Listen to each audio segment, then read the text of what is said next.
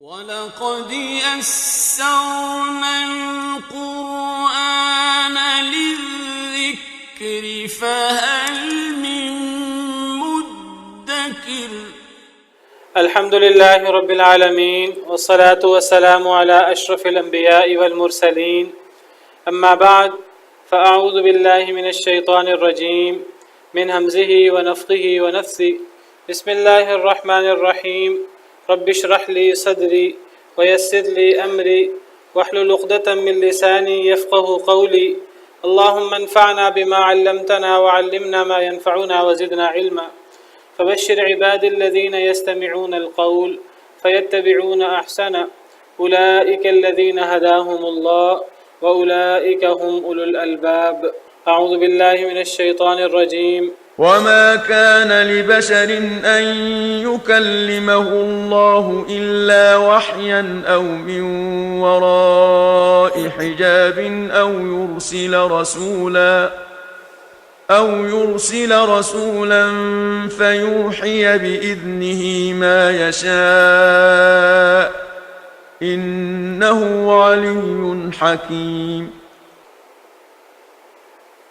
وكذلك أوحينا إليك روحا من أمرنا ما كنت تدري ما الكتاب ولا الإيمان ولكن جعلناه نورا نهدي به من نشاء من عبادنا وإنك لتهدي إلى صراط مستقيم صراط الله الذي له ما في السماوات وما في الأرض ألا إلى الله تصير الأمور أعوذ بالله من الشيطان الرجيم بسم الله الرحمن الرحيم وما كان لبشر أن يكلمه الله إلا وحيا أو من وراء حجاب أو يرسل رسولا فيوحي بإذنه ما يشاء إنه علي حكيم اور نہیں ہے لائق کسی بشر کے لیے یہ ممکن نہیں، اس کے یہ لائق نہیں ان یکلمہ اللہ، یہ کہ کلام کرے اس سے اللہ تعالیٰ ہر بشر سے کلام نہیں کرتے، کسی بشر کے لائق نہیں کہ اللہ اس سے کلام کرے، سوائے آگے 3 طریقے آ رہے ہیں، ان 3 طریقوں کے سوا اللہ کسی بشر سے کلام نہیں کرتے۔ وہ 3 طریقے کیا ہیں؟ الا وحیا، مگر وحی کے ذریعے، میں کل ذکر کر چکا ہوں کہ وحی سے مراد دل میں کوئی بات اللہ کی طرف سے الہام ہونا، یا خواب وغیرہ کے ذریعے اللہ تعالیٰ کوئی بات وحی کر دیں۔ اللہ تعالیٰ الہام کرتے ہیں انسانوں کی طرف، جس طرح سورہ شمس میں اللہ تعالیٰ فرماتے ہیں وَنَفْسٍ وَمَا سَوَّاهَا فَأَلْهَمَهَا فُجُورَهَا وَتَقْوَاهَا، کہ نفس کی قسم، اور جس نے اس نفس کو بنایا پھر اللہ نے اس میں اس کے فسق و فجور کی باتیں اور تقوی کی باتیں الہام کی۔ فَأَلْهَمَهَا فُجُورَهَا وَتَقْوَاهَا، تو اللہ تعالیٰ ہر انسان کو اچھی اور بری باتیں الہام کرتے ہیں، اس کے دل میں ڈالتے ہیں۔ پھر اللہ تعالیٰ نے ہمارے ساتھ شیطان لگا رکھے ہیں، شیطان بھی ہمیں وسوسے ڈالتے ہیں۔ شیطان ہمارے جسم میں ایسے دوڑتا ہے جیسے خون دوڑتا ہے، تو جب شیطان اس طرح ہمارے جسم میں دوڑتا ہے تو شیطان ہمیں وسوسہ کیوں نہیں ڈال سکتا؟ شیطان ہمیں غلط طرف کیوں نہیں لگا سکتا؟ شیطان ہمیں غلط طرف لگاتا ہے۔ ہمارے دلوں میں بعض دفعہ کوئی بات ڈال دیتا ہے، بری باتیں بھی، ایسی باتیں جو صراحتاً بری ہوتی ہیں، ہم سمجھتے ہیں بری ہیں۔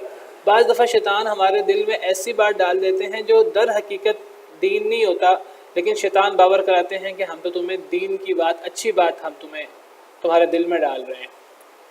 جس طرح اللہ تعالیٰ قرآن کریم میں فرماتے ہیں وَإِنَّ الشَّيَاطِينَ لَيُوحُونَ إِلَىٰ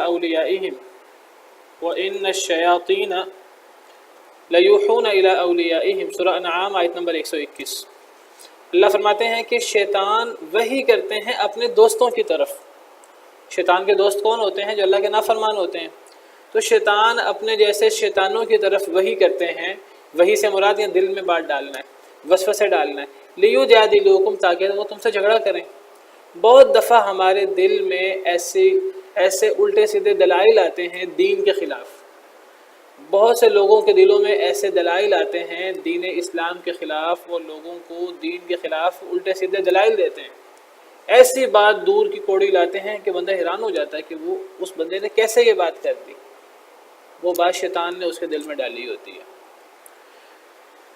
تو اللہ کی طرف سے بھی الہام ہوتا ہے، جیسے میں نے ذکر کیا وَنَفْسٍ وَمَا سَوَّاهَا فَأَلْهَمَهَا فُجُورَهَا وَتَقْوَاهَا، کہ نفس کی قسم، اور جس نے اس نفس کو بنایا اور پھر اس نے اس نفس میں اچھی اور بری باتیں الہام کی۔ اللہ کی طرف سے بھی لوگوں کو الہام ہوتا ہے، اور یہ الہام یہ وسوسے شیطان بھی ڈالتے ہیں۔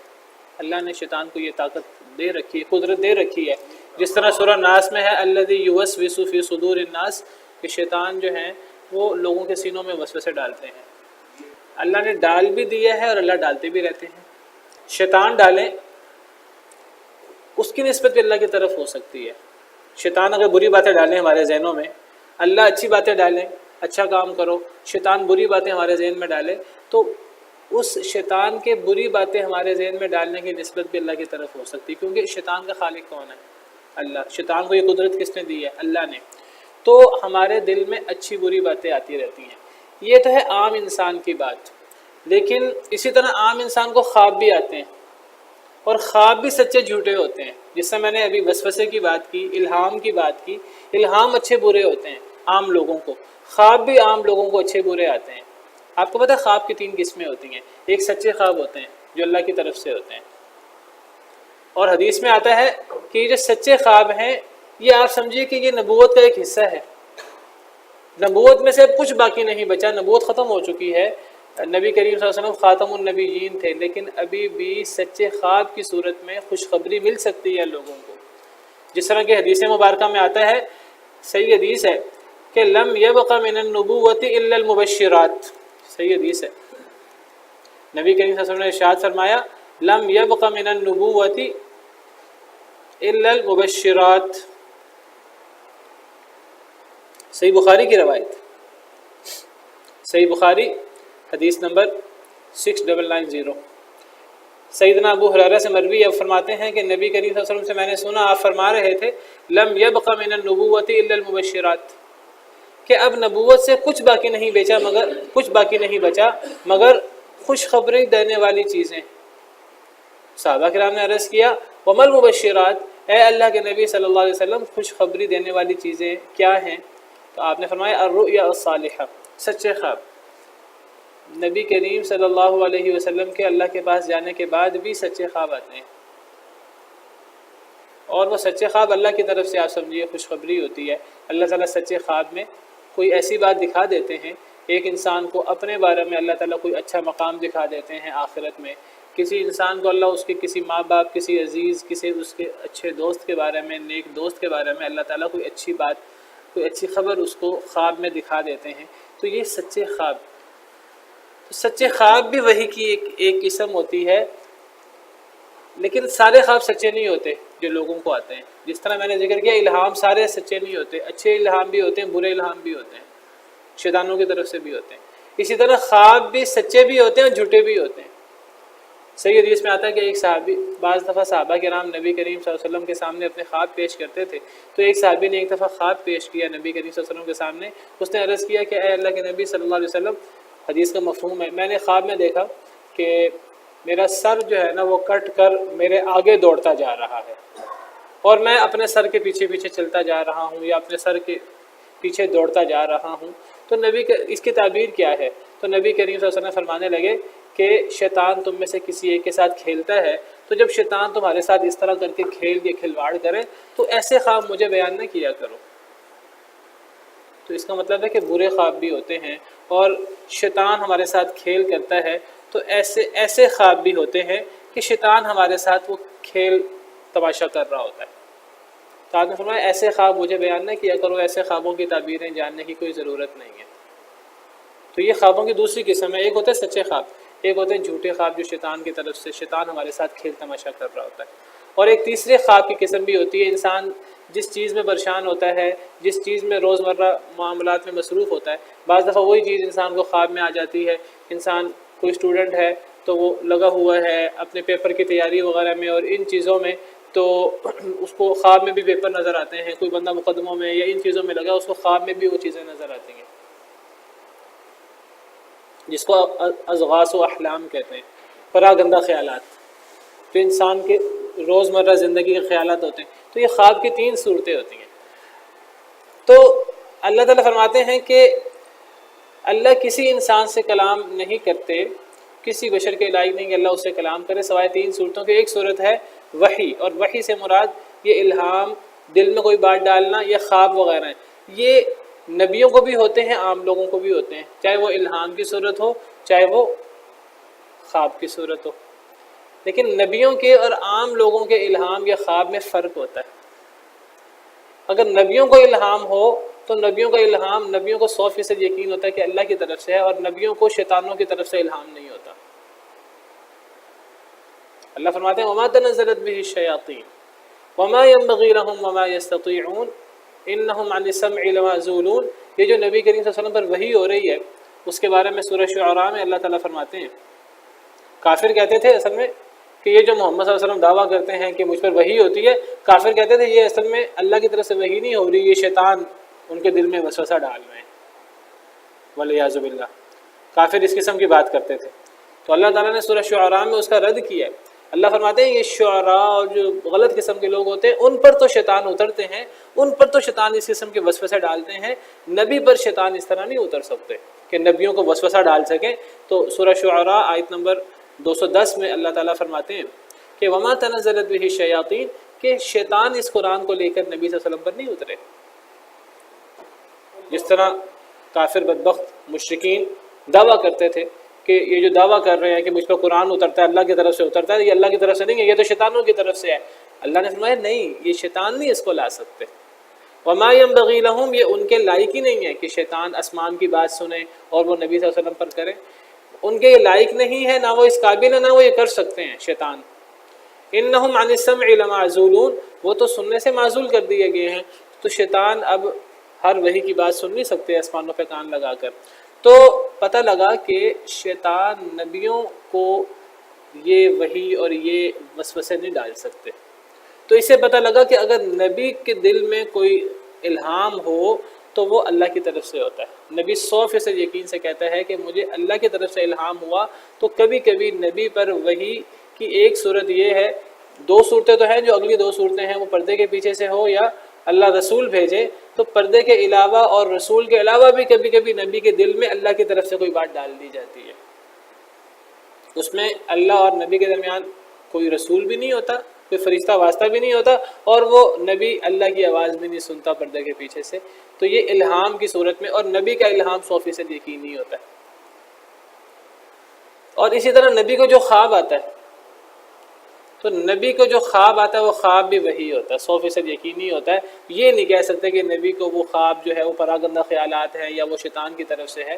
تو نبی کا خواب اور نبی کا الہام 100% وہی ہوتا ہے۔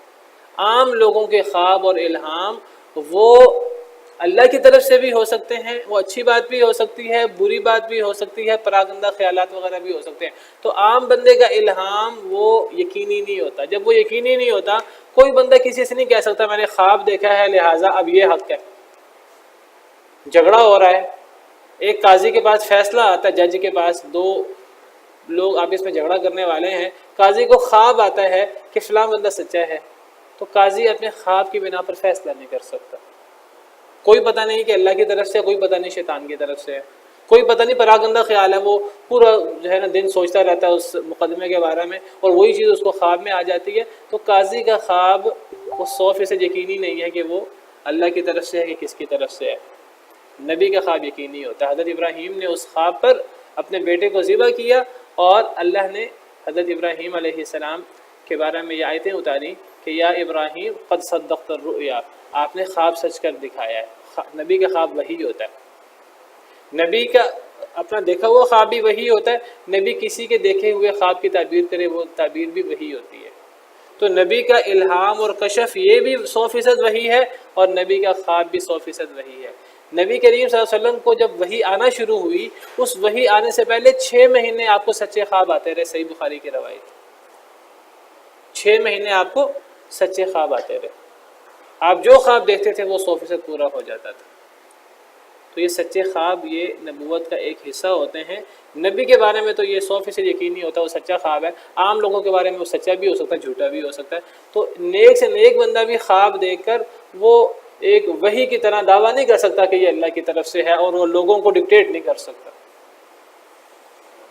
ہمارے ہاں کچھ لوگوں نے خواب دیکھ کر اور جی وہ نبی آئے میرے خواب میں اور مجھے ٹکٹ مانگی اور فلاں فلاں، جن کو ہم خوابوں کا شہزادہ کہتے ہیں، تو یہ عام لوگوں کی باتیں، وہ نیک سے نیک بندہ ہو، برا بندہ ہو، تو کسی کے خواب آج دلیل نہیں ہے، نہ کسی کا الہام اور کشف آج دلیل ہے۔ کسی نے، مجھے اب یاد نہیں ہے کہ کون تھے، کوئی صحابی تھے کوئی تابعی تھے، تو کسی نے ان کے سامنے ذکر کیا کہ فلاں شخص دعویٰ کرتا ہے کہ مجھ پر الہام ہوتا ہے، مجھ پر وحی ہوتی ہے نبی صلی اللہ علیہ وسلم کے بعد۔ کسی نے ذکر کیا، کسی صحابی سے یا تابعی سے، مجھے اب یاد نہیں ہے کون تھے، کہ فلاں شخص یہ دعویٰ کرتا ہے بڑے تیقن کے ساتھ مجھ پر وحی ہوتی ہے، مجھ پر الہام ہوتا ہے، تو باقی لوگ مسلمان سب اس کا انکار کرتے ہیں۔ تو وہ ایک بڑے عالم کے سامنے یہ مسئلہ پیش ہوا، تو انہوں نے یہ کہہ کر سب کو حیران کر دیا، وہ کہنے لگے وہ سچ کہتا ہے، وہ سچ کہتا ہے، واقعی اس پر وحی ہوتی ہے۔ سب حیران ہو گئے، وہ کہنے لگے مسئلہ یہ اس پر شیطان وحی کرتا ہے، وہ کہتا ہے 100% سچ کہتا ہے، اس پر وحی ہوتی ہے، لیکن اللہ کی طرف سے نہیں ہوتی، شیطان کی طرف سے ہوتی ہے۔ تو کوئی بندہ وہ نیک سے نیک ہو، نبی صلی اللہ علیہ وسلم کے بعد وہ یہ دعویٰ کرے کہ مجھے الہام ہوا ہے، یہ میں نے خواب دیکھا ہے، تو اس کے دعوے کی کوئی حیثیت نہیں ہے۔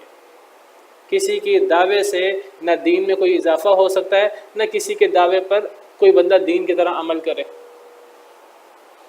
سچا خواب بھی ہے تو وہ اس کی اپنی ذات کے لیے، اپنے دل کی تسلی کے لیے ہے، اور بہت ممکن ہے کہ وہ جھوٹا خواب ہو، تو یہ بات یاد رکھیے۔ تو یہ جو پہلی قسم ہے کہ اللہ جو کلام کرتے ہیں لوگوں سے، تو پہلی قسم جو وحی ہے یہ نبیوں کے ساتھ بھی ہو سکتی ہے، غیر نبیوں کے ساتھ بھی ہو سکتی ہے۔ نبیوں کے ساتھ یہ 100% یقینی ہوتی ہے، اور غیر نبیوں کے ساتھ یہ احتمالی ہوتی ہے، تو کوئی غیر نبی یہ دعویٰ نہیں کر سکتا۔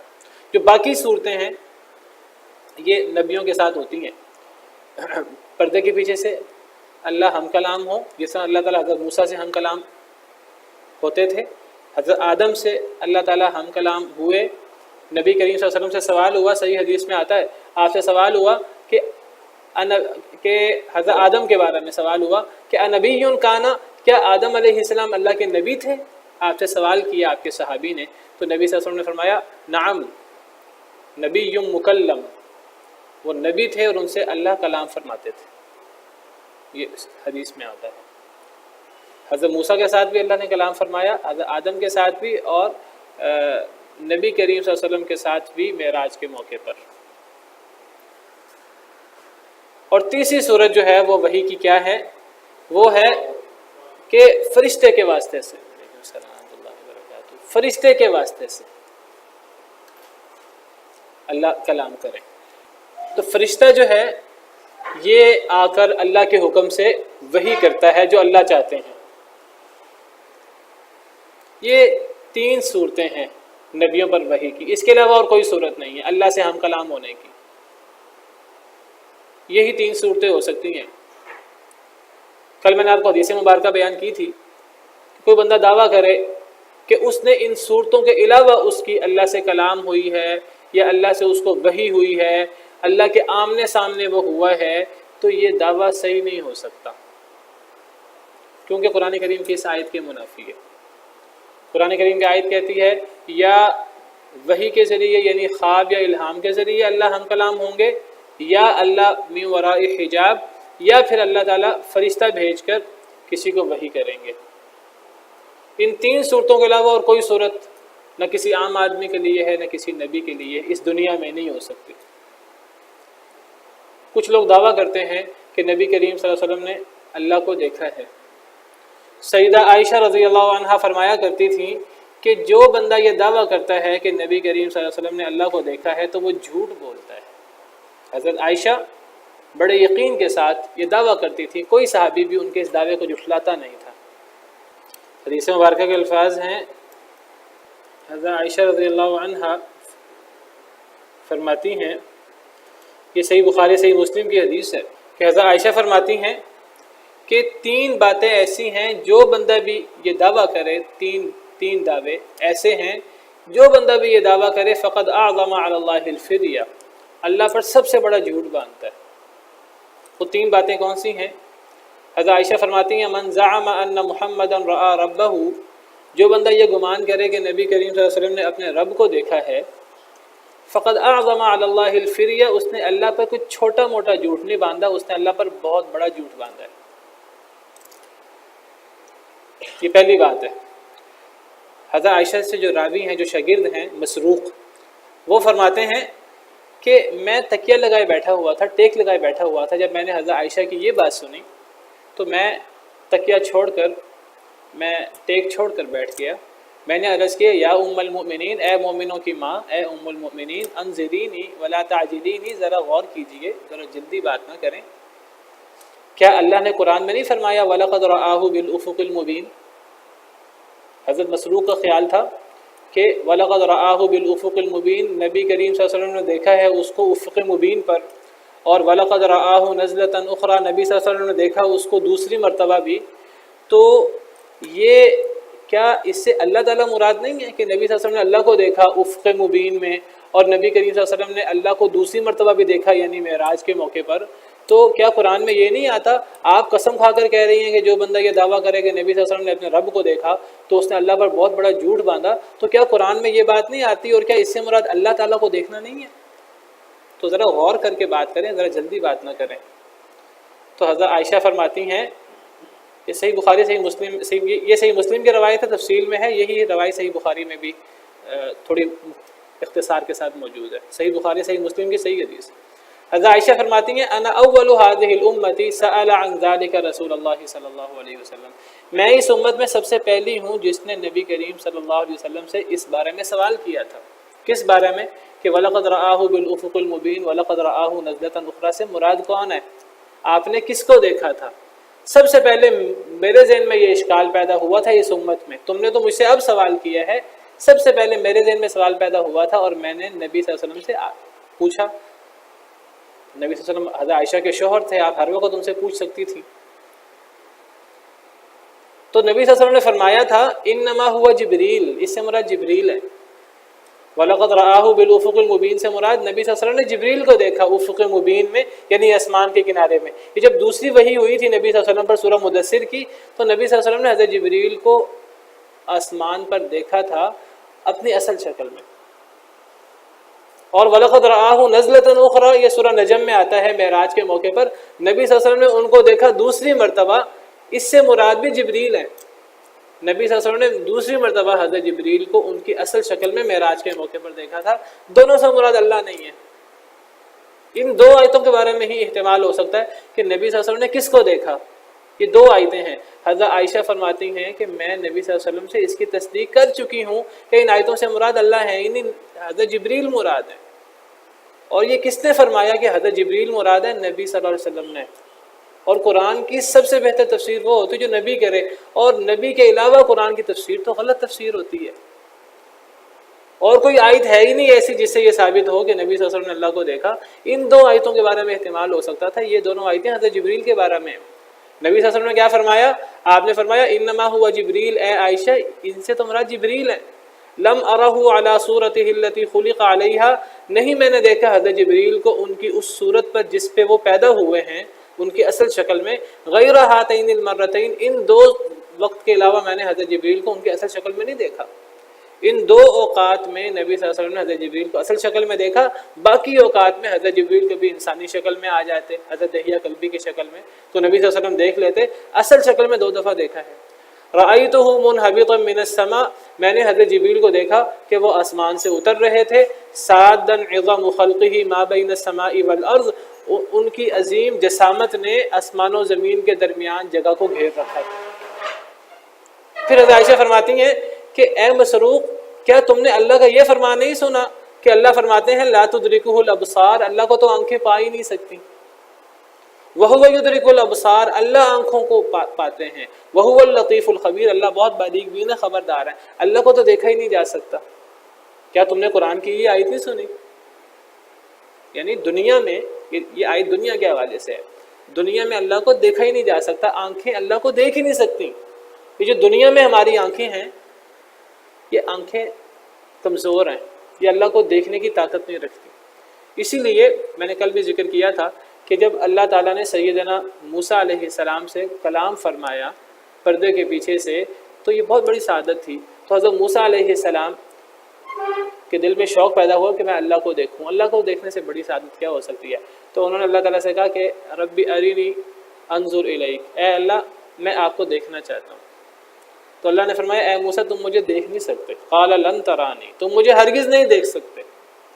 لن مستقبل کے لیے ہوتا ہے، تم مجھے کبھی بھی نہیں دیکھ سکتے، یعنی دنیا میں۔ ولکن انظر الی الجبل، لیکن پہاڑ کو دیکھو، فإن استقر مکانہ فسوف ترانی، میں تجلی ڈالوں گا اپنی، اگر وہ قائم دائم رہ گیا تو تم بھی مجھے دیکھ سکو گے، ورنہ تم مجھے نہیں دیکھ سکو گے۔ فلما تجلی ربہ للجبل جعلہ دکا وخر موسیٰ صعقا، جب اللہ نے اپنی تجلی ڈالی پہاڑ پر تو پہاڑ ریزہ ریزہ ہو گیا، حضرت موسیٰ بے ہوش ہو کے گر گئے۔ فلما افاق، جب انہیں افاقہ ہوا، ہوش آیا، قال سبحانک، کہنے لگے اے اللہ آپ پاک ہیں، میں مانتا ہوں کہ آپ کو نہیں دیکھا جا سکتا دنیا میں، تبت الیک، میں آپ سے توبہ کرتا ہوں کہ میں آئندہ آپ سے تقاضا نہیں کروں گا، میں آپ کو دیکھنا چاہتا ہوں، یعنی دنیا میں۔ وانا اول المؤمنین، میں پہلا مومن ہوں، میں اس بات کو ماننے والا ہوں، اے اللہ میں آئندہ آپ سے تقاضا نہیں کروں گا۔ تو اللہ کو دنیا میں نہیں دیکھا جا سکتا۔ اب یہ دعویٰ کرنا کہ اللہ کو دنیا میں اللہ کے کسی بندے نے یا اللہ کے کسی نبی نے دیکھا ہے تو یہ دعویٰ صحیح نہیں ہے۔ یہی بات حضرت عائشہ فرماتی تھی کہ جو شخص یہ دعویٰ کرے کہ محمد صلی اللہ علیہ وسلم نے اپنے رب کو دیکھا، اس نے اللہ پر بہت بڑا جھوٹ باندھا۔ یہ پہلی بات جو حضرت عائشہ فرماتی تھی۔ پھر حضرت عائشہ نے فرمایا کیا تم نے نہیں سنا اللہ فرماتے ہیں وما کان لبشر ان یکلمہ اللہ الا وحیا او من وراء حجاب او یرسل رسولا۔ پھر حضرت عائشہ نے یہ آیت پیش کی جو ہم پڑھ رہے ہیں۔ اس آیت سے ثابت ہوتا ہے کہ اللہ کے اپنے بندوں سے یعنی نبیوں سے ہم کلام ہونے کے یا وحی کے تین طریقے ہیں۔ ان تین طریقوں میں سے ایک طریقہ وحی یعنی الہام یا خواب کا ہے، دوسرا طریقہ من وراء حجاب کا ہے، اور تیسرا طریقہ رسول فرشتے کے ذریعے۔ اللہ کے آمنے سامنے تو کوئی بندہ ہوا ہی نہیں، نہ ہو سکتا ہے دنیا میں کہ اللہ کو دیکھ سکے۔ زیادہ سے زیادہ یہ ہے کہ اللہ کی آواز آ جائے گی اس کو پردے کے پیچھے سے۔ تو ان تین طریقوں کے علاوہ اللہ سے ہم کلام ہونا دنیا میں ممکن نہیں ہے۔ اللہ سے آمنے سامنے ہونا، اللہ کو دیکھنا، یہ تو ان طریقوں سے ہٹ کر ہے، اور اللہ فرماتے ہیں ان تین طریقوں کے علاوہ وحی نہیں ہو سکتی۔ اللہ ان تین طریقوں کے علاوہ کسی بشر سے کلام نہیں کر سکتے۔ قرآن کی آیت ہے، کیا تم نے قرآن کی یہ آیت نہیں سنی؟ اس آیت سے ثابت ہوتا ہے اللہ کو دیکھا نہیں جا سکتا دنیا میں۔ حضرت عائشہ نے دو آیتیں پیش کی جواب میں، اور جو آیتیں حضرت مسروق نے پیش کی تھی فرمایا یہ آیتیں تو جبریل کے بارے میں ہیں، اور نبی صلی اللہ علیہ وسلم سے دلیل دی کہ یہ نبی صلی اللہ علیہ وسلم سے میں نے سوال کیا تھا، آپ نے جواب دیا کہ یہ آیتیں جبریل کے بارے میں۔ پھر حضرت عائشہ فرماتی ہیں دوسری بات، ومن زعم ان رسول اللہ صلی اللہ علیہ وسلم کتم شیئا من کتاب اللہ فقد اعظم علی اللہ الفریہ، جو بندہ یہ گمان کرتا ہے کہ نبی صلی اللہ علیہ وسلم نے اللہ کی کتاب میں سے کوئی بات چھپائی ہے، اس نے اللہ پہ جھوٹ باندھا۔ اس سے کن لوگوں کا رد ہوتا ہے؟ اس سے ان لوگوں کا رد ہوتا ہے جو سمجھتے ہیں کہ اللہ نے نبی صلی اللہ علیہ وسلم کو علم غیب دیا تھا، بہت سی باتیں سکھا دی تھی، وہ نبی صلی اللہ علیہ وسلم نے کسی کو بتایا نہیں، آپ کے پاس ایسا علم تھا جو بس آپ کے پاس ہی تھا، آپ نے آگے امت کو نہیں بتایا۔ حالانکہ آپ پر حضرت عائشہ فرماتی ہیں جو بندہ یہ کہے کہ اللہ نے نبی صلی اللہ علیہ وسلم پر جو وحی کیا اور نبی صلی اللہ علیہ وسلم نے آگے امت کو نہیں بتایا، چھپا لیا، اس نے اللہ پر بہت بڑا جھوٹ باندھا۔ کیوں؟ کیونکہ قرآن میں ہے یا ایھا الرسول بلغ ما انزل الیک من ربک، اے رسول پہنچا دیجیے جو کچھ آپ پر آپ کے رب کی طرف سے اترا ہے۔ وَإِن لَّمْ تَفْعَلْ فَمَا بَلَّغْتَ رِسَالَتَهْ، اگر آپ نے یہ کام نہیں کیا تو آپ نے رسالت کا فریضہ ادا نہیں کیا۔ یہ نبی صلی اللہ علیہ وسلم پر الزام ہے۔ جو بندہ یہ سمجھے کہ نبی صلی اللہ علیہ وسلم نے کوئی بات امت تک نہیں پہنچائی تو گویا کہ وہ نبی صلی اللہ علیہ وسلم پر امانت میں خیانت کا الزام لگاتا ہے۔ نبی صلی اللہ علیہ وسلم پر اللہ کی طرف سے ایک امانت اتری تھی کہ آپ نے اس پیغام کو من وعن آگے امت تک پہنچانا ہے، اور ہمارا ایمان یہ ہے کہ، اور اس آیت کا تقاضا یہ ہے، سورہ مائدہ کی یہ آیت ہے، سورہ مائدہ آیت نمبر 67 ہے، کہ نبی صلی اللہ علیہ وسلم نے امت تک ہر پیغام پہنچا دی ہے۔ اللہ قرآن میں فرماتے ہیں وما هو علی الغیب بضنین، نبی صلی اللہ علیہ وسلم کو اللہ جو غیب کی باتیں بتاتے ہیں، جو غیب کی وحی آپ پر اللہ اتارتے ہیں، نبی اس پر بخیلی نہیں کرتے، نبی امت کو بتا دیتے ہیں۔ پھر حضرت عائشہ نے تیسری بات فرمائی لیکن جو لوگ سمجھتے ہیں کہ نبی صلی اللہ علیہ وسلم کو علم غیب تھا، وہ کہتے ہیں وہ آپ کو علم غیب تھا. اگر آپ کو علم غیب تھا تو آپ نے پھر گویا کہ پوری امت کو بتا دیا، پھر پوری امت عالم الغیب بن گئی، تمام صحابہ عالم الغیب بن گئے. جی صحابہ کرام نے بتایا. تو جو لوگ نبی صلی اللہ علیہ وسلم کو عالم الغیب ثابت کرتے ہیں وہ تو یہ بات نہیں کہتے. وہ کہتے ہیں نبی صلی اللہ علیہ وسلم کو بہت سی ایسی بات، دنیا جہاں کا ہر بات کا علم تھا، لوگوں کو نہیں تھا، صحابہ کو نہیں تھا، نبی صلی اللہ علیہ وسلم کو تھا. بھئی نبی صلی اللہ علیہ وسلم کو جس بات کا پتہ تھا آپ نے آگے امت کو بتایا ہے. تیسری بات حضرت عائشہ فرماتی ہیں کہ ومن زعم انه يخبر بما يكون في غد، جو بندہ یہ گمان کرتا ہے کہ نبی کریم صلی اللہ علیہ وسلم خبر دیتے تھے جو کل ہونا تھا. نبی صلی اللہ علیہ وسلم کل کے بارے میں خبر دے سکتے تھے. کل کے بارے میں خبر دینا کیا ہوتا ہے؟ یہ علم غیب ہوتا ہے. جو بندہ یہ گمان کرے کہ نبی کریم صلی اللہ علیہ وسلم کل کے بارے میں خبر دے سکتے ہیں، فقد اعظم علی اللہ الفریہ، اس نے اللہ پر بہت بڑا جھوٹ باندھا. پھر حضرت عائشہ نے قرآن کی یہ آیت پڑھی، قل لا يعلم من في السماوات والارض الغیب الا اللہ، کہہ دیجئے نہ آسمان میں کوئی غیب جانتا ہے نہ زمین میں کوئی غیب جانتا ہے سوائے اللہ کے. تو تین باتیں حضرت عائشہ نے فرمائی، اور یہ حضرت عائشہ یہ فرماتی تھی، صحابہ کے میں سے کوئی بھی ان کی مخالفت نہیں کرتا تھا. ان تینوں باتوں پر صحابہ کرام کا اجماع ہے. پہلی بات کہ نبی صلی اللہ علیہ وسلم نے اللہ کو نہیں دیکھا، جو کہے دیکھا ہے اللہ پر اس نے بہت بڑا جھوٹ باندھا. دوسری بات کہ نبی صلی اللہ علیہ وسلم نے دین میں سے کوئی بات نہیں چھپائی، جو بندہ یہ سمجھے نبی صلی اللہ علیہ وسلم نے کوئی بات چھپائی ہے اس نے اللہ پہ جھوٹ باندھا بہت بڑا. اور تیسری بات، جو بندہ یہ سمجھے کہ نبی صلی اللہ علیہ وسلم کل کی خبر دے سکتے ہیں، غیب کی خبر دے سکتے ہیں، اس نے اللہ پر بہت بڑا جھوٹ باندھا. تو پتہ لگا کہ اللہ کے بشر سے ہم کلام ہونے کی یہ تین صورتیں ہیں. ان تین صورتوں کے علاوہ دنیا میں کوئی صورت نہیں ہے. ہاں آخرت میں ہو سکتی ہے. آخرت میں ہمارا ایمان یہ ہے کہ مومن بھی اور اللہ کے ولی بھی، صحابہ بھی، نبی بھی انشاءاللہ وہ سب اللہ کو دیکھیں گے انشاءاللہ. یہ ہمارا ایمان ہے. وجوہ یومئذ ناظرہ الی ربها ناظرہ، کچھ چہرے قیامت کے دن تر و تازہ ہوں گے، اپنے رب کو دیکھ رہے ہوں گے. اللہ تعالیٰ ہمیں ان لوگوں میں شامل فرمائے. ہمارا ایمان ہے یہ آخرت میں ہے، یہ جنت میں ہے، دنیا میں یہ ممکن نہیں. انہ علی حکیم، بے شک اللہ تعالیٰ بہت بلند بہت حکمت والے ہیں. فرمایا وَكَذَلِكَ أَوْحَيْنَا إِلَيْكَ رُوحًا مِّنْ أَمْرِنَا، اسی طرح ہم نے وحی کی آپ کی طرف، روحاً وحی، من امرنا اپنے حکم سے. اسی طرح ہم نے وحی کی. کس طرح؟ یعنی جن وحی کی صورتوں کا پچھلی آیت کریمہ میں ذکر ہوا ہے اسی طرح ہم نے وحی کی آپ کی طرف. وَكَذَلِكَ أَوْحَيْنَا، اسی طرح. کس طرح؟ جس طرح پچھلی آیت میں ذکر ہوا، پچھلے تین طریقے ذکر ہوئے ہیں، انہی تین طریقوں سے ہم نے وحی کی اے اللہ کے نبی صلی اللہ علیہ وسلم، الیک آپ کی طرف. کیا وحی کی؟ روحاً، روح کی. روح کیا ہے؟ روح کہتے ہیں اللہ کے احکامات کو جو آسمانوں سے اللہ تعالیٰ اتارتے ہیں اپنے انبیاء کرام علیہ السلام پر، اس کو روح کہتے ہیں.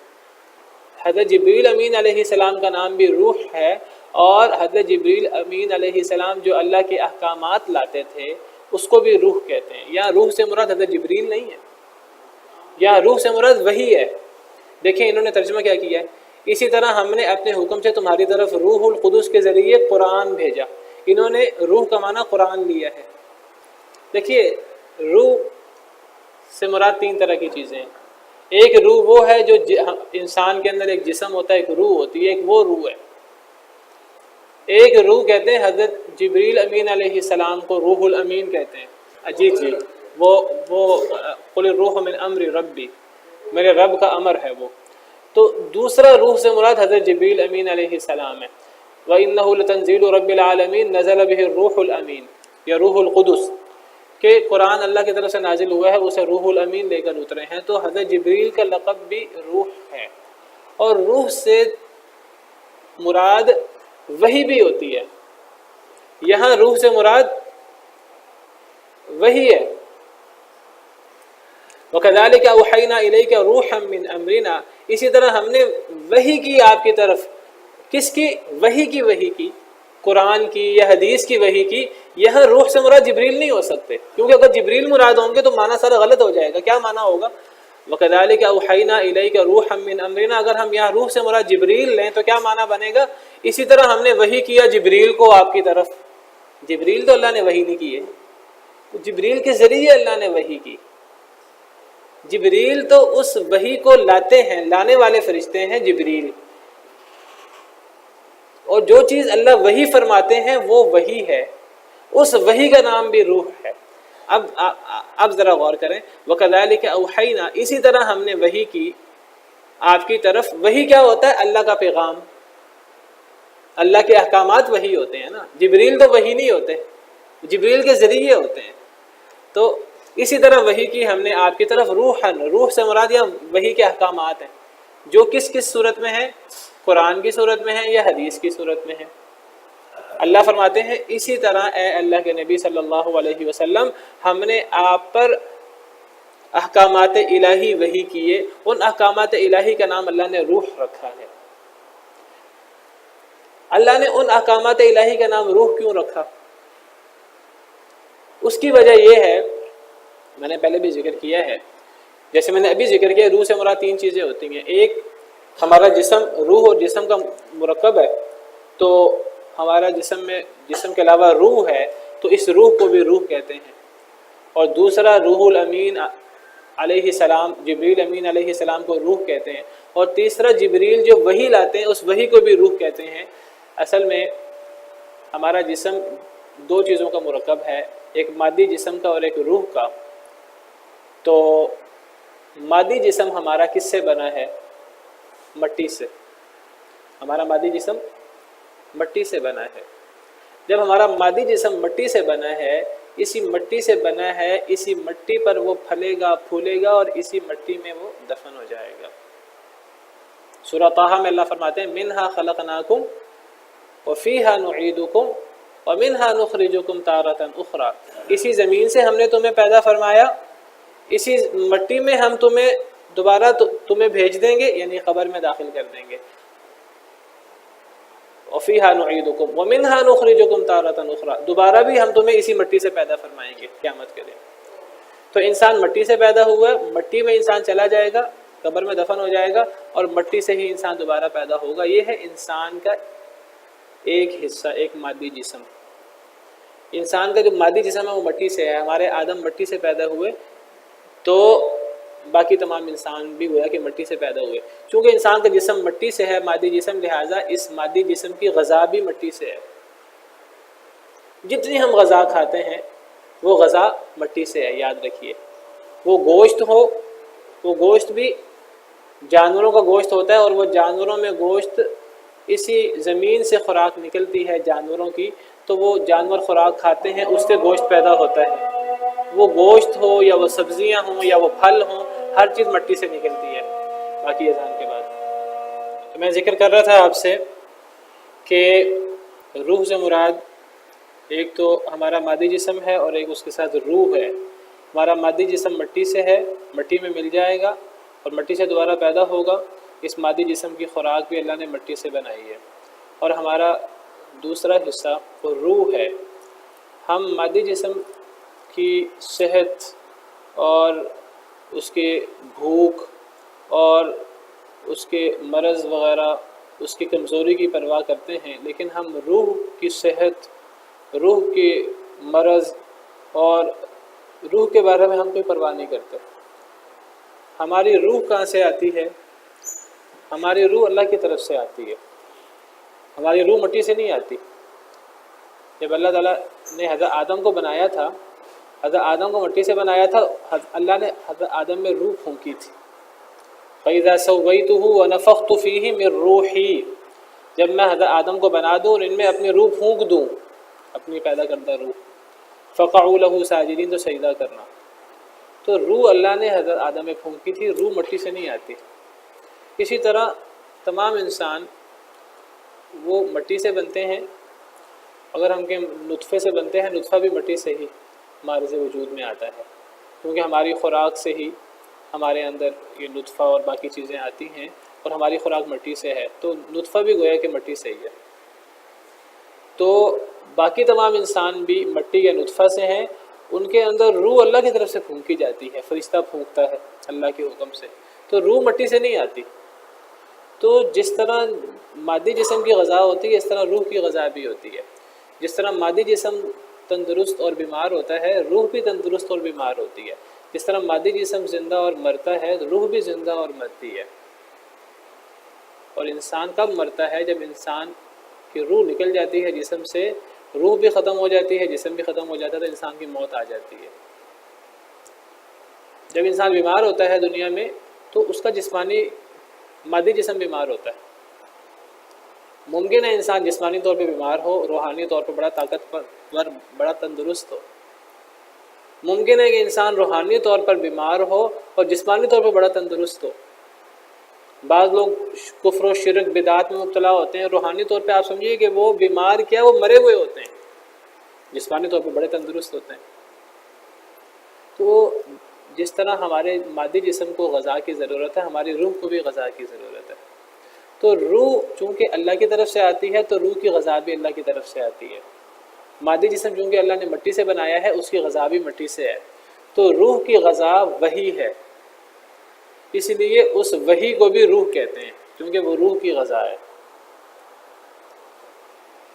قرآن، جو قرآن پڑھتا ہے اس کی روح تر و تازہ رہتی ہے، جو اللہ کے احکامات پر عمل کرتا ہے، اللہ کا ذکر کرتا ہے، اس کی روح تر و تازہ رہتی ہے۔ اور اس اللہ کی وحی جو روح کی غذا ہے، اس کو لانے والا کون ہے؟ اللہ کا فرشتہ، اس کا نام بھی اللہ نے روح رکھا ہے۔ تو اس اعتبار سے ان تینوں چیزوں کو روح کہتے ہیں۔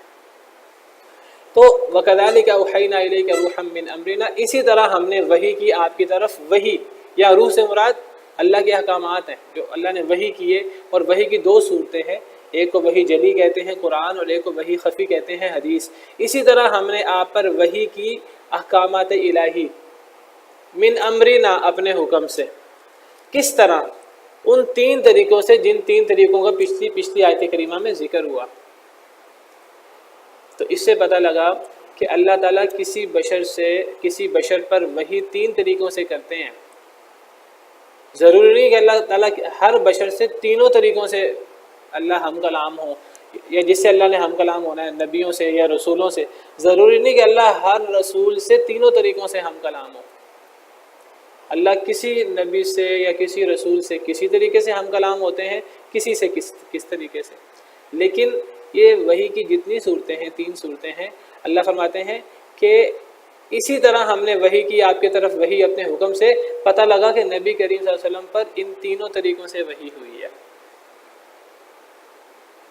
کیسے پتہ لگا؟ وَكَذَلِكَ أَوْحَيْنَا، اسی طرح ہم وحی کرتے ہیں۔ کس طرح؟ انہی تین طریقوں سے جن کا ذکر پچھلی آیت میں ہوا۔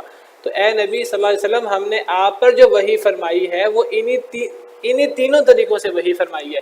اس سے پتہ لگا کہ نبی کریم صلی اللہ علیہ وسلم پر تینوں طریقوں سے وحی ہوئی ہے۔ آپ پر وحی کے ذریعے بھی ہوئی ہے، پہلی صورت الا وحیا، آپ پر اس طریقے سے بھی وحی ہوئی ہے، یہ پہلی صورت ہے۔ اور من وراء حجاب بھی آپ پر ہوئی ہے، پردے کے پیچھے سے اللہ نے کلام کیا آپ سے۔ اور او یرسل رسولا، یہ بھی آپ پر وحی ہوئی ہے۔ آپ پر وحی کی تینوں صورتوں کی وحی ہوئی ہے۔ اور یہی بات اللہ تعالیٰ قرآن کریم میں ایک اور مقام پر بھی فرماتے ہیں، سورہ نساء میں۔ امام بخاری نے صحیح بخاری کے اندر سب سے پہلے وہ یہ آیت لائے ہیں قرآن کی، حدیث کو اللہ کی وحی ثابت کرنے کے لیے۔ سورہ نساء کی آیت ہے، انا اوحینا الیک کما اوحینا الی نوح والنبیین من بعد، سورہ نساء آیت نمبر 163۔ بڑی واضح آیت ہے اور غور طلب آیت ہے۔ جبریل امین کو رسول بھی کہتے ہیں، فرشتہ بھی، کیونکہ رسول فرشتوں میں سے بھی ہوتا ہے، انسان میں سے بھی ہوتا ہے۔ اللہ فرماتے ہیں سورہ نساء آیت نمبر 163 میں، انا اوحینا الیک، بے شک ہم نے وحی کی آپ پر، اے اللہ کے نبی صلی اللہ علیہ وسلم، ہم نے آپ پر وحی کی جیسے ہم نے وحی کی نوح علیہ السلام کی طرف، والنبیین من بعدی، اور ان کے بعد آنے والے تمام نبیوں کی طرف۔ یعنی جس طرح اللہ نے نوح علیہ السلام اور ان کے بعد آنے والے تمام نبیوں کی طرف وحی کی، ضروری نہیں کہ ہر نبی پر ایک ہی طریقے سے وحی ہوئی ہو۔ وحی کے کتنے طریقے ہیں؟ تین۔ کسی نبی پر کوئی طریقہ، کسی پر کوئی طریقہ، کسی پر کوئی طریقہ۔ تو حضرت نوح اور ان کے بعد آنے والے تمام انبیاء پر جن مختلف طریقوں سے وحی ہوتی رہی، اے نبی صلی اللہ علیہ وسلم، ہم نے آپ پر اسی طرح وحی کی ہے، یعنی ان تینوں طریقوں سے۔ پتہ لگا حضرت موسیٰ علیہ السلام سے اللہ تعالیٰ من وراء حجاب بات کرتے تھے، آگے حضرت موسیٰ کا ذکر بھی ہے اسی آیت میں۔ پتہ لگا نبی صلی اللہ علیہ وسلم سے بھی من وراء حجاب بات ہوئی ہے۔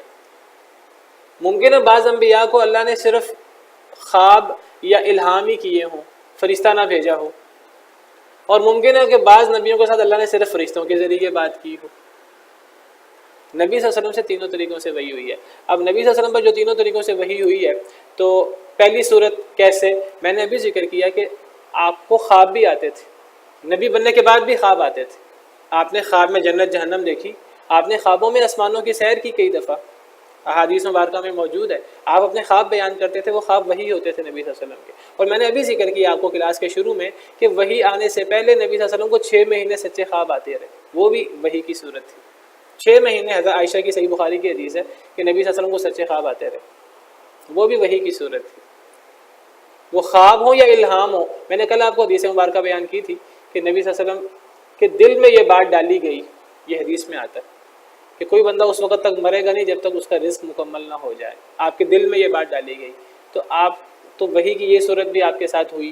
اور من وراء حجاب بھی آپ کے ساتھ اللہ ہم کلام ہوئے معراج کے موقع پر، امام ابن کثیر وغیرہ دیگر علماء نے ذکر کیا ہے. اور جو تیسری صورت ہے وہ تو کثرت کے ساتھ ہے کہ اللہ فرشتہ بھیجتے تھے اور فرشتہ وحی کرتا تھا. پورا قرآن جو نبی صلی اللہ علیہ وسلم پر اترا، یہ بات یاد رکھیے، پورا قرآن تیسرے طریقے سے وحی ہوا ہے. قرآن کریم صرف اور صرف ایک طریقے سے وحی ہوا ہے. قرآن کریم تینوں طریقوں سے وحی نہیں ہوا. پورا قرآن فرشتے کے واسطے سے آیا ہے. اس کی دلیل قرآن میں موجود ہے. اللہ فرماتے ہیں کہ وَإِنَّهُ لَتَنزِيلُ رَبِّ الْعَالَمِينَ، قرآن کے بارے میں ہے، سورہ شعراء کی آیت ہے کہ یہ قرآن اللہ کی طرف سے نازل ہوا ہے. نزل بہ الروح الامین، اسے روح الامین لے کر آئے ہیں، علی قلبک، آپ کے قلب اطہر پر، لتکون من المنذرین، تاکہ آپ ڈرانے والے بن جائیں، بلسان عربی مبین، واضح عربی زبان میں. پتہ لگا قرآن ایک صورت میں نازل ہوا ہے اور وہ ہے فرشتے کے ذریعے، اور وہ ہے آپ کے قلب اطہر پر. ایک ہی صورت میں قرآن نازل ہوا ہے. اب یہاں ایک بہت بڑا سوال پیدا ہوتا ہے منکرین حدیث کے لیے. وہ سوال یہ پیدا ہوتا ہے، قرآن کہتا ہے نبی صلی اللہ علیہ وسلم پر تینوں طریقوں سے وحی ہوئی ہے. قرآن تو قرآن کا نص ہے کہ ایک طریقے سے اترا ہے. یہ جو باقی طریقوں سے نبی صلی اللہ علیہ وسلم پر وحی ہوئی ہے، وحی کی صورت میں، القاء اور الہام کی صورت میں یا خواب کی صورت میں، وہ بھی وحی تھی. اور وہ جو من وراء حجاب نبی صلی اللہ علیہ وسلم پر وحی ہوئی ہے، وہ وحی آج کہاں موجود ہے؟ منکرین حدیث سے سوال ہمیں کرنا چاہیے کہ قرآن میں یہ بات موجود ہے کہ اللہ نے نبی صلی اللہ علیہ وسلم پر تینوں طریقوں سے وحی کی. وَكَذَلِكَ أَوْحَيْنَا، اسی طرح ہم نے وحی کی آپ پر، وحی انہی 3 طریقوں سے. قرآن تو ایک طریقے سے اترا ہے، باقی 2 وحی کہاں ہیں؟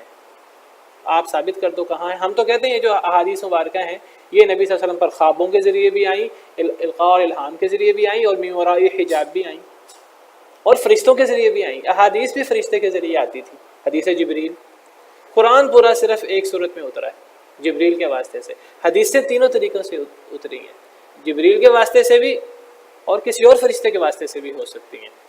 جس طرح آپ پر پہاڑوں کا فرشتہ بھی نازل ہوا، تو اسی طرح القاء اور الہام کے ذریعے، اور اسی طرح من وراء حجاب بھی. یہ جو معراج کے موقع پر نمازوں کا معاملہ ہے، یہ من وراء حجاب ہوتا رہا. تو اس سے پتہ لگا قرآن کے علاوہ بھی وحی ہے.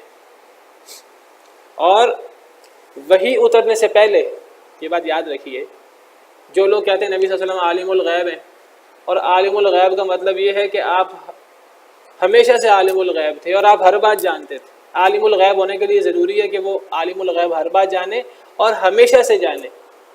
عالم الغیب وہ نہیں ہوتا جو اس لمحے کے بعد سے سب کچھ جاننا شروع کر دے. عالم الغیب وہ ہوتا ہے جو ازل سے ابد تک جانتا ہو اور ہر شے کو جانتا ہو. نبی صلی اللہ علیہ وسلم کیا اپنے پیدا ہونے سے پہلے جانتے تھے باتیں؟ یہ کہتے ہیں اپنے پیدا ہونے سے پہلے بھی جانتے تھے. جو لوگ نبی صلی اللہ علیہ وسلم کو عالم الغیب کہتے ہیں، قرآن کی زبانی سنیں، قرآن کیا کہتا ہے؟ ما کنت تدری مل کتاب ولا الایمان، نہیں تھے آپ جانتے کیا ہے کتاب اور کیا ہے ایمان. آپ کو نہ کتاب کا پتہ تھا نہ آپ کو ایمان کا پتہ تھا. قرآن کہہ رہا ہے کب نہیں پتہ تھا، یعنی وحی اترنے سے پہلے. یہ جو وحی کی تینوں صورتیں ہیں، جب یہ تینوں صورتیں آپ پر نہیں اتری تھیں، آپ تو نبی بنے 40 سال کی عمر میں. 40 سال کی عمر میں آپ پر سچے خواب آنا شروع ہوئے، اور پھر آپ پر حضرت جبریل امین علیہ السلام آگے غار حرا میں. تو اس سے پہلے تو آپ پر نہ وحی ہوتی تھی، آپ کو نہ کتاب کا پتہ تھا نہ آپ کو ایمان کا پتہ تھا. قرآن کہہ رہا ہے نہ آپ کتاب جانتے تھے نہ آپ ایمان جانتے تھے. وَلَكِنْ جَعَلْنَاهُ نُورًا، لیکن ہم نے اس کو نور بنایا. کس کو؟ اس وحی کو، اس قرآن کو، اس حدیث کو. اس کو ہم نے نور بنایا. نہدی بہ من نشاء من عبادنا، ہم ہدایت دیتے ہیں اس کے ذریعے جسے ہم چاہیں اپنے بندوں میں سے. وَإِنَّكَ لَتَهْدِي إِلَىٰ صِرَاطٍ مُسْتَقِيمٍ، اور بے شک آپ بھی البتہ ہدایت دیتے ہیں سیدھے رستے کی طرف۔ صراط اللہ الذی لہ ما فی السماوات و ما فی الارض، وہ رستہ ہے اللہ کا سیدھا رستہ جس کے لیے جو کچھ آسمانوں میں ہے اور زمین میں ہے۔ الا الی اللہ تصیر الامور، خبردار اللہ کی طرف ہی لوٹتے ہیں سارے کام۔ ہدایت کی دو قسمیں ہیں، وہ انشاءاللہ ٹائم ختم ہو گیا، اگلے لیکچر میں بیان کروں گا۔ ایک ہدایت کی قسم صرف اللہ کے ساتھ خاص ہے، اور ایک ہدایت کی قسم اللہ کے علاوہ مخلوق بھی وہ ہدایت دے سکتی ہے۔ ان آیات کریمہ میں دونوں قسموں کا ذکر ہے، اس کی تشریح انشاءاللہ اگلے لیکچر میں۔ سبحان ربک رب العزت عما یصفون وسلام علی المرسلین والحمد للہ رب العالمین۔